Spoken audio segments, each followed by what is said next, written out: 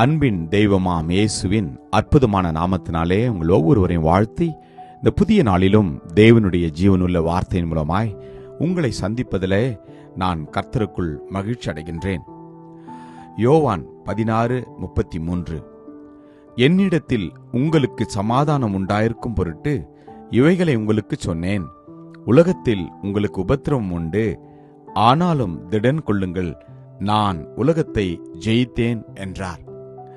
These things I have spoken to you, that in me you may have peace. In the world you will have tribulation, but be of good cheer. I have overcome the world. Amen. கர்த்தருடைய நாமம் மகிமைப்படுவதாக. கர்த்தர் இந்த நாளிலே நம்மை பார்த்து சொல்கிறது, என் அன்பு பிள்ளைகளே, திடன் கொள்ளுங்கள், திடமனதாய் இருங்கள். நீங்கள் கடந்து போகிற பாதையில் நான் உங்களோடு கூட இருக்கிறேன்.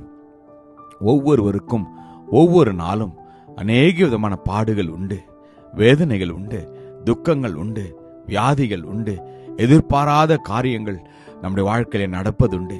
எனவேதான் கர்த்தர் நம்மை பார்த்து சொல்லுகிறார், நீங்கள் பயப்பட வேண்டாம், திடன் கொள்ளுங்கள், நான் உங்களோடு கூட இருக்கிறேன் என்று. ஆம், பயத்தில் இருக்கிற, கஷ்டத்தில் இருக்கிற, கண்ணீரில் இருக்கிற உங்களை பார்த்து தான் கர்த்தர் சொல்லுகிறார், என் பிள்ளைகளே, நீங்கள் கவலைப்பட வேண்டாம்,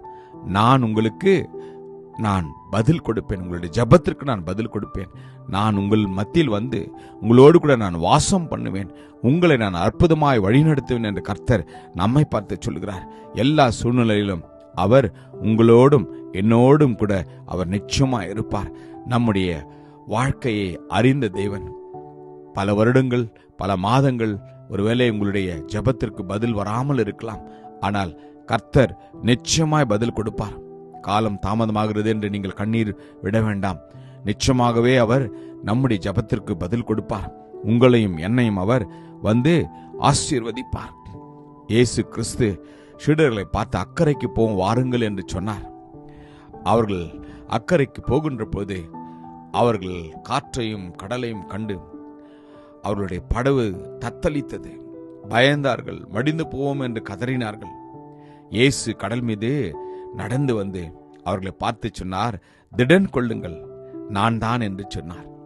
பயப்படாதிருங்கள் என்று சொல்லி அவர் அவர்களை அந்த அக்கறைக்கு படகிலே அற்புதமாய் கொண்டு சென்றார். அதே தேவன் தான் இன்னும் ஜீவிக்கிற தேவனாய் இருக்கின்றார். அவர் உங்களுக்கும் எனக்கும் அவர் நிச்சயமாய் அற்புதத்தை செய்வார். திமிர்வாதக்காரனை பார்த்து அவர் சொன்னார், மகனே, திடன் கொள் என்று சொன்னார். எனக்கு பிரியமான தேவஜனமே, நீங்கள் கடந்து போகிற இந்த பாதையில கர்த்தர் உங்களோடு கூட இருக்கிறார். 12 வருடம் பெரும்பாடுள்ள ஸ்திரீயை பார்த்து இயேசு, மகளே, திடன் கொள், உன் விசுவாசம் உன்னை ரட்சித்தது என்றார். இந்த நாளிலே நம்மை பார்த்து சொல்கிறார், திடன் கொள், அந்திடமனதாயிரு, நான் ஜீவிக்கிறபடினால் நீங்களும் ஜீவிப்பீர்கள் என்று கர்த்தர் நம்மை பார்த்து சொல்கிறார். ஜெபிப்போமா? கிருபையும் இரக்கமும் நிறைந்த நல்ல தகப்பனே, நல்ல நாளுக்காக உமக்கு நன்றி அப்பா.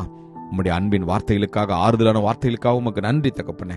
யாரெல்லாம் வேதனையிலே, யாரெல்லாம் கண்ணீரின் பாதையில் நடந்து கொண்டிருக்கிறார்களோ, யாரெல்லாம் வியாதியின் படுக்கையில் இருக்கிறார்களோ, ஒவ்வொருவருக்கும் வார்த்தைகள் ஆறுதலையும் சுகத்தையும் நம்பிக்கையும் கொடுக்கட்டும். ஆசீர்வதியும். இயேசுவின் நாமத்தில் ஜெபிக்கிறோம் ஜீவனுள்ள நல்ல தகப்பனே. ஆமென். God bless you. Jesus loves you. Amen.